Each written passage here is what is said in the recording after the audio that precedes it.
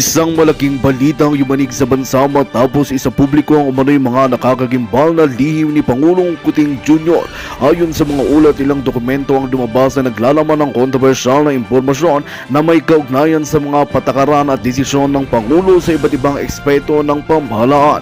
Apektado ang ilang mga proyekto at programa na inakala ng taong bayan ay para sa kanilang kapakanan, ngunit tila taliwas sa inaasahan. Pinabulaanan naman ng kampo ng Pangulo ang mga paratang na ito at nanindigang mananatili silang tapat sa kanilang mga sinampang tungkulin para sa bayan. Samantala, tinanggap ni Vice Presidente Sara Duterte ang hamon ng ilang sektor ng lipunan na siya ang pumalit kay Pangulong Kuting Jr. sa pwesto. Sa kanyang pahayag, sinabi ni VP Duterte na handa siyang tumugon sa tawag ng serbisyo kung kinakailangan. Ngunit binigyan din niya na ang kahalagaan ng due process at respeto sa batas.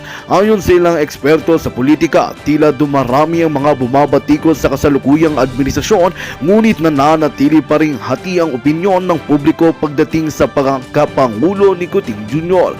Sa ngayon, patuloy ang pag-usisa ng mga mamamayan sa katotohanan sa likod ng mga nasabing lihim, kung ano ang magiging kahihinatnan ng hamon na ito kay Vice Presidente Duterte.